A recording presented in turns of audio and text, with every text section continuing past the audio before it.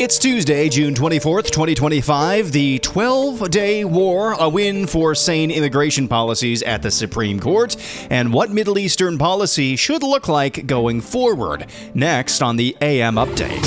The president's been extremely clear about America's national objective here.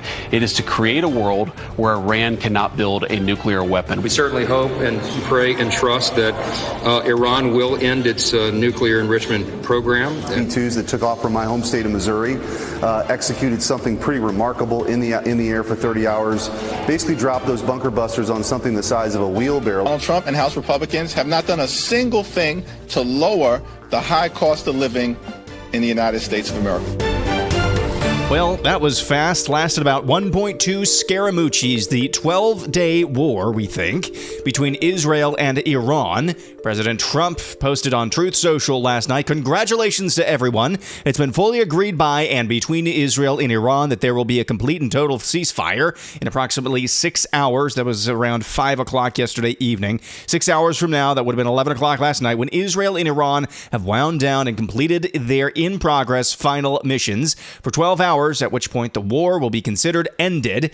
Officially, Iran will start the ceasefire, and upon the 12th hour, Israel will start the ceasefire, and upon the 24th hour, an official end to the 12-day war will be saluted by the world. During each ceasefire, the other side will remain peaceful and respectful on the assumption that everything works as it should, which it will. I'd like to congratulate both countries, Israel and Iran, on having the stamina, courage, and intelligence to end what should be called the 12-day war. Pretty incredible turn of events over the past 48 to 72 hours, to say the least. So what happened yesterday that led us to this moment? Well, there was a reprisal by Iran, and it was very, very symbolic. They launched a series of rockets towards United States Air Base in Qatar, and it was just 6 rockets at first. And the total number of rockets that they launched towards American targets in the Middle East, it was the same number of bombs that we dropped on Iran on Saturday night. Just an incredibly weak response from Iran. They are just and they telegraphed this as well. It came out later, it was reported later, that they had actually reached out not only to Qatar, but to the United States in order to make sure that we had enough heads up to get everybody on our bases out of harm's way. Again, this was just for looks. This was just for show. This was just propaganda for their own people. It was not as serious. It was not a serious reprisal by Iran at all. I just want to say this. An hour, literally an hour, exactly an hour before President Trump announced the ceasefire and the potential end to the 12-day war, the Ayatollah Khamenei's social media account read the following, quote, "Those who know the Iranian people and their history know that the Iranian nation isn't a nation that surrenders." I'm telling you, on the world stage, Iran has 2 black eyes right now. So it seems, anyway. So it seems. Going to have a lot more thoughts about this ongoing, well, we think maybe ended conflict coming up on Air Analysis. President Trump also confirmed yesterday that the Fordow nuclear facility in Iran was completely destroyed. There have been some news reports circulating questioning whether or not there was actually enough damage done to the Fordow nuclear facility. One of those who actually doubted President Trump was former Russian President Dmitry Medvedev, who basically just posted a bunch of bluster on Monday morning, talking about how the United States didn't do any good. They actually didn't do any damage to Iran's nuclear facility, and saying that there were going to be other countries that would line up and arm Iran with nuclear weapons. Well, to that, President Trump posted on Truth Social, quote, "Did I hear former President Medvedev from Russia casually throwing around the N-word, nuclear, saying that he and other countries would supply nuclear warheads to Iran? Did he really say that, or is it just a figment of my imagination? If he did say that, and if confirmed, please let me know immediately. The N-word should not be treated so casually." A couple hours after Trump posted that, Medvedev, I should say, came back out and basically backpedaled what he had written out before. What a day on Truth Social for President Trump. He started the morning by telling everyone, "Keep oil prices down. I'm watching. You're playing right into the hands of the enemy. Don't do it." Well, oil prices sure did go down yesterday. They went at one point down to a level lower than they were before the Israel-Iran war actually kicked off. Then he instructed the Department of Energy to drill, baby, drill. Then he called Congressman Thomas Massie a, quote, bum. And then he threatened Russia. Then he said that, yes, we actually did destroy Iran's nuclear facilities. And then he congratulated the world on peace and announced that Iran-Israel ceasefire. What a day over there on Truth Social. Vice President JD Vance was live on air on Fox News when news dropped of the ceasefire. When I left the White House, I thought that we might be able to get it across the finish line before this broadcast, and it looks like the president has been able to do that. I mean, look, he's been working the phones constantly. Frankly, before the 12-day war started, but certainly over the past 12 days, the president's been extremely clear about America's national objective here. It is to create a world where Iran cannot build a nuclear weapon. We, of course, destroyed the nuclear program that they had, and the president told the entire team, we're going to work to make sure that they don't try to rebuild that nuclear capability in the future. And it's, look, this is a great thing. For Israel, think about this. They've accomplished an important military objective. They've helped us destroy the Iranian nuclear program. They've also destroyed the conventional missile capability of Iran that threatened the country of Israel. For the Iranians, I think this is a new opportunity to actually pursue the path of peace. As I said yesterday, what the Iranians have showed through their support of terror networks, through their now failed effort to build a nuclear weapon, is that they're just not very good at war. And I think the president really hit the reset button and said, look, let's actually produce long-term peace for the region. That's always been his goal. I actually think when we look back, we will say the 12-day war was an important reset moment for the entire region. House Speaker Mike Johnson says, We haven't seen this in a while, and it's really a big sigh of relief here on Capitol Hill. We certainly hope and pray and trust that Iran will end its nuclear enrichment program. They'll heed the calls of the rest of the world, and that we can have peace in the Middle East and peace in Israel. It's a really, really big day. In the Senate, Senator Eric Schmidt of Missouri, he's the home state of the B-2 bombers, added this. Yeah, I mean, it's pretty incredible. It's a real masterclass, Laura, and I think they'll be writing books about this, the way to end the 12-day war. It was a precision, very limited engagement. Those B-2s that took off from my home state of Missouri executed something pretty remarkable in the air for 30 hours, basically dropped those bunker busters on something the size of a wheelbarrow to take out their nuclear program. Again, very precise, very limited. And then President Trump, which I think is very unique to him, certainly the presidents over the last 30 years, he immediately got on the phone and tried to broker peace. He is the peace president. That's his natural inclination.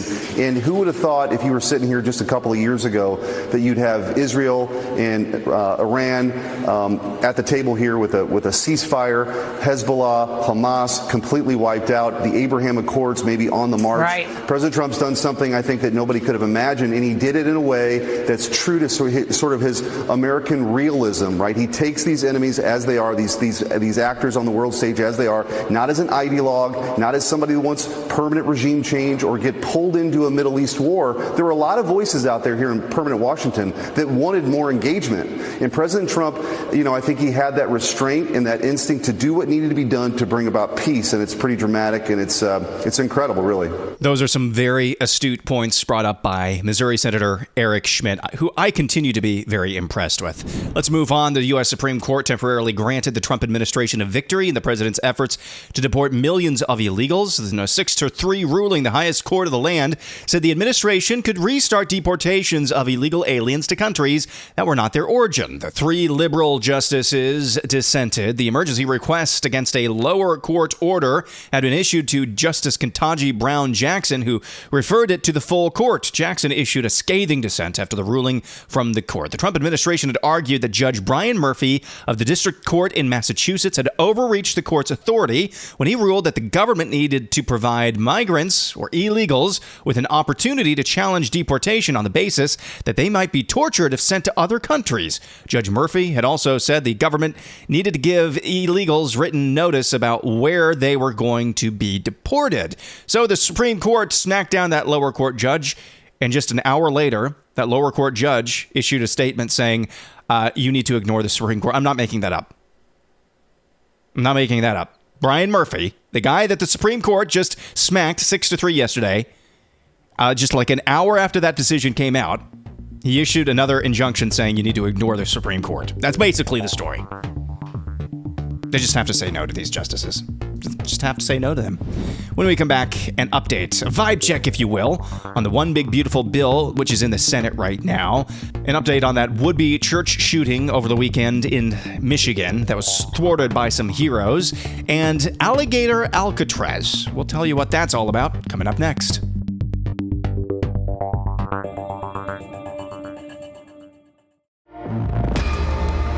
Donald Trump and House Republicans have not done a single thing to lower the high cost of living in the United States of America. Not a single thing. Instead, Republicans are trying to jam this one big, ugly bill down the throats of the American people. The GOP tax scam represents the largest cut to Medicaid in American history. There is House Minority Leader Hakeem Jeffries talking about how the largest tax increase in American history, which would be what this is if the one big beautiful bill does not pass. Now, that doesn't help working class families. That's not to say, though, that the bill, or at least some good aspects of the bill, are not in trouble as it makes its way through the Senate. Congressman Chip Roy, who has been actually expertly navigating this very murky water and sometimes choppy water when it comes to what can be done actually through the legislature, what can be done, what should be done, and what the White House is wanting to be done. He's done a great job navigating all of this. He actually sounded the alarm bells yesterday that the bill that's coming out of the Senate is going to look a lot worse than the one that was okay coming out of the House, not perfect or anything. Here is Chip Roy on X. Quote, "The one big beautiful bill is now, 1, increasing deficits a lot more than the House bill. Number 2, it's watering down the termination of the Green New scam to less than 50% terminated. Number 3, watering down food stamp reforms. Number 4, taking out health savings account expansions. And number 5, gutting our already weak effort to stop rogue judges. And 6, a lot more than that. Not good." And he linked to what's going on right now with the Senate Banking Committee and other committees in the Senate who are trying to mark up the bill that came from the House. So that's something to keep an eye on. There was always a part of me that said, hey, if you don't like the bill that comes out of the House, be careful. The one that comes out of the Senate might be even worse, and it looks like we're heading that direction, unfortunately. Police in Michigan said the mother of the suspect accused of opening fire at a suburban Detroit church on Sunday is a member of the church, and that the suspect had actually attended services there in the last year. Wayne police in Michigan, in a news release, said they received multiple 911 calls just after 11 a.m., Wayne is about a half hour southwest of Detroit. A witness told police he saw the suspect driving erratically in a silver SUV in the parking lot of Crosspoint Community Church, after which the suspect parked the vehicle. The suspect, a white male wearing camouflage clothing and a tactical vest, was retrieving guns from his car and headed to the church, police said. Police said minutes later, more calls poured in, this time saying the suspect was firing shots and that the church member driving a pickup truck had hit the suspect. Pastor Bobby Kelly Jr. told Detroit News that the church member actually drove over the suspect. Quote, "He was run over by one of our members who saw this happening when he was coming into the church." What's more, the gunman shot at the vehicle repeatedly. Wayne Police Chief Ryan Strong told the Detroit Free Press at a news conference on Sunday evening. Upon hearing the gunfire, police say the church security team locked the church's front doors and exchanged gunfire with the suspect outside. Police said a member of the security team shot and killed the suspect. First responders pronounced the suspect dead after performing life-saving measures. Just a tragic story, but also a story that should really spur you. I mean, you look at what unfolded there. There was danger. It was apparent that there was danger. Men acted like men and did manly things. And they saved the lives of countless, well, not countless, but dozens of women, children, and other men in that church. Undeniably a good story. Maybe you saw this. Florida's Attorney General James Othmeyer proposed a new detention center for illegal aliens located at an abandoned airport in the middle of the Everglades. Othmeyer told Florida's Voice News in an interview published last week, this is an old, virtually abandoned airport facility right in the middle of the Everglades. Florida's been leading on immigration enforcement, supporting the Trump administration and ICE efforts to detain and deport criminal aliens. Othmeyer said that Governor DeSantis tasked state leaders with identifying locations to temporarily detain illegal aliens. Othmeyer said, I'll call it Alligator Alcatraz. The miles-long area is surrounded by the Everglades, making it virtually impossible to hide. People get out, he says. There's not much waiting for them other than alligators and pythons. Nowhere to go, nowhere to hide. Love that idea. It's perfectly Florida as well. Most on-brand thing for the new state of Florida. The new state meaning like not the purple state. This is Ron DeSantis' Florida. We're leading the nation in deportations. And we need a place to temporarily detain all those illegals. Let's put them in Alcatraz, and we're going to surround this facility with alligators. Love it. And now here's this. What should American foreign policy be in the future, especially when it comes to the Middle East? You heard Senator Eric Schmidt drop a phrase there that I thought was interesting, called American realism, when it comes to how President Trump, adeptly, we think so far, handled the situation between Israel and Iran. Well, I think we have at least one answer, at least an alternative to how we deal with the Middle East moving forward. That does not involve nation building. Here is Vice President JD Vance around this time last year. It was actually July 15th of last year. So this was after the Trump assassination attempt. Speaking at the American Conservative Confab. And if you've been following the American Conservative, they have not really been fans of President Trump's handling of this war. They were not fans of him dropping the mops on Iran. They're coming from the position of don't touch any foreign entanglements with a 10-foot pole, if I can just boil it down to that. Anyway, then vice presidential nominee JD Vance gave about a 4-minute speech about his vision, America First vision, for the future of Middle Eastern foreign policy. Listen to this. I think there actually is a hard-nosed strategic argument that we can make for why we should care about Israel too. Let me just make a couple of points on that topic. So first, Israel is one of the most dynamic, certainly on a per capita basis, one of the most dynamic and technologically advanced countries in the world. Dan Senor wrote about this in the book, The Startup Nation. And if you look at what Israel is doing just with the Iron Beam system, for example, this is a system that would allow America and our allies to actually achieve some parity with the people who are sending drones and rocket attacks and so forth. There is no way that we can long-term fight a missile defense battle against people if they're paying 1/10 or 1/100th for offensive weapons that we are paying for defensive weapons. And the Israelis are doing the most important work to actually give us missile defense parity. That's a very important national security objective of the United States of America. And that's something we're working with one of the most innovative economies in the world to accomplish. There's another reason, actually, motivated by my view that America can't do everything. And that reason is quite simple.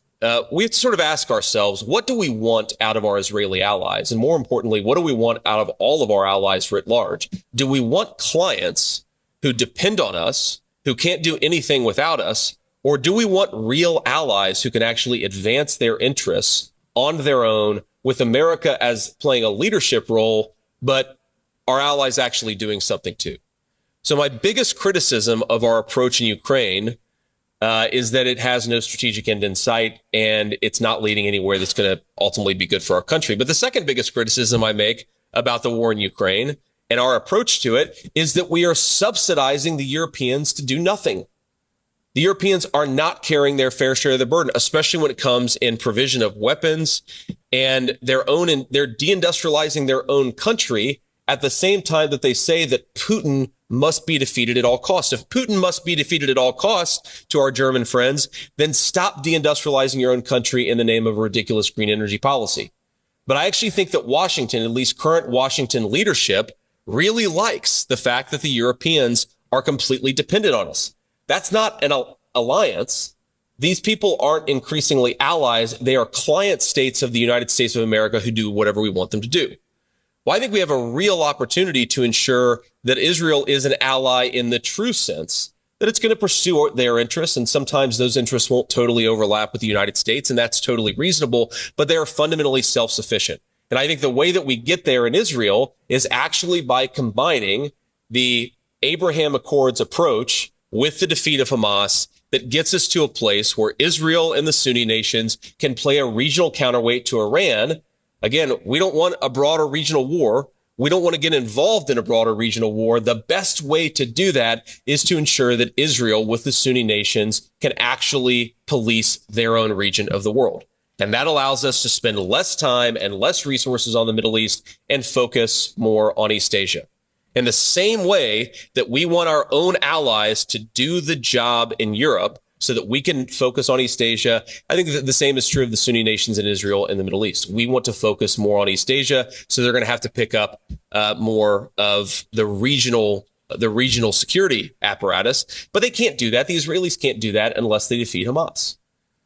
There's an interesting thing, which is why we should be supporting them in the war to finish Hamas's military capabilities. And one of the things that's frankly reasonable that people say, though I think that it's wrong, is, well, you can't possibly defeat Hamas. It's an ideology. Well, you can't defeat Islamic radicalism as an ideology, and it was stupid for us to build democracies in the Middle East to try.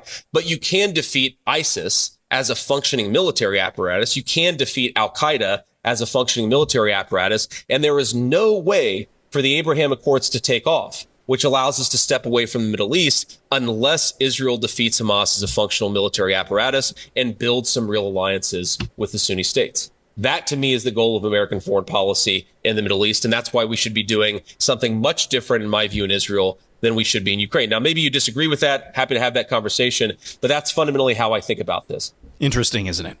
Now, that's not exactly how things played out, but I think you can see why they tried to do this the way that they did when it comes to actually doing a limited, restrained strike on Iran, is because they actually believe what you just heard articulated there. It's time for us to have actual allies who we do things for them, but they also do things for us. They're not just client states, as JD Vance said there. It's time that we actually allow Israel, places like Israel, to form alliances to counterbalance very difficult places in the world. Form alliances with some of their Sunni Muslim friends, or neighbors, I guess we should say that, as a counterbalance to Iran. Let them fight their own wars so that we don't have to get involved. That should be what realistic foreign policy looks like. He talks about the deindustrialization of especially Western European countries. Why are they so afraid of Russia now? Because they have deindustrialized. The United Kingdom, I think, proved, the British Empire proved, that you cannot stay a deindustrialized empire, at least not for very long. Interesting things there. I think that is a way forward. It's a pro-Israel approach to the Middle East, but it's not an only Israel approach to the Middle East. When we come back, air analysis, I have a couple of quick reactions to what we think might be the end of the 12-day war. That's coming up next.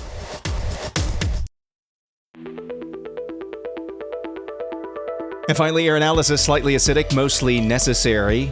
I'll admit my first reaction when I saw President Trump's Truth Social post about the ceasefire and end of the war between Israel and Iran, I thought one of two things was happening. Either one, because I'll tell you, right around the time that President Trump released that post, there are multiple reports of multiple loud explosions being heard all around Tehran.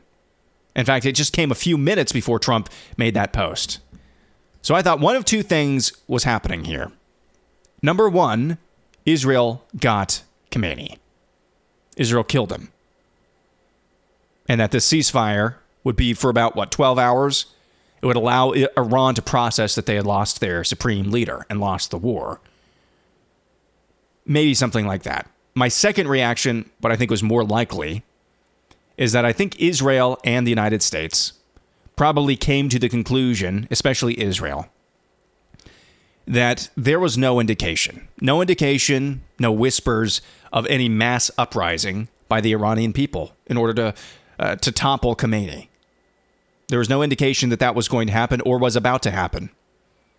So you might as well cut a peace deal while you can, while they're ripe for actually wanting to come to the table.